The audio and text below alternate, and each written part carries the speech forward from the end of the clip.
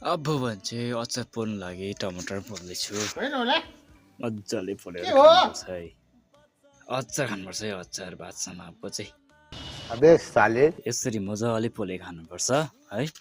मजाले कोइला बनाएर हो यसरी मजाले रापमा पोलेर खानुपर्छ हो मजा आउँछ तू समझा हाँ नहीं तू समझा नहीं हेर्नुहोस् यतिको कालो बनाउनु पर्छ है भरे पिन्दाखेरि पनि राम्ररी पिनिन्छ हो बात तो सही है दौड़ना तो पड़ता है अन्त यसरी निकै बेर पोल्नु पर्छ अन्त भरे पिन्दाखेरि एकदम राम्रो हुन्छ मजा आउँछ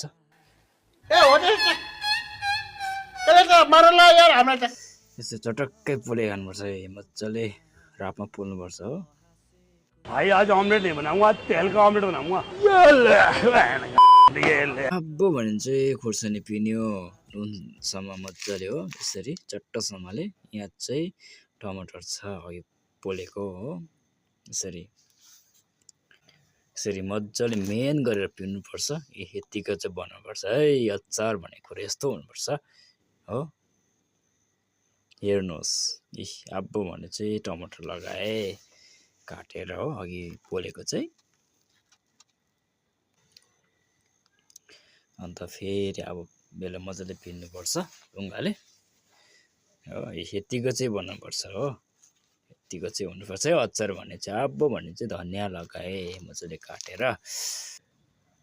यस्तो हुनुपर्छ नि त अचार भने त होइन गाउँमा यस्तो हुन्छ रमाइलो भन्ने कुरो यतिको हुनुबाट अचार चाहिँ यस्तो छ रमाइलो छ है गाउँ लाइफ विलेज लाइफ यस्तो हुनुपर्छ होइन कुछ मजा लिनु परेगा खत्म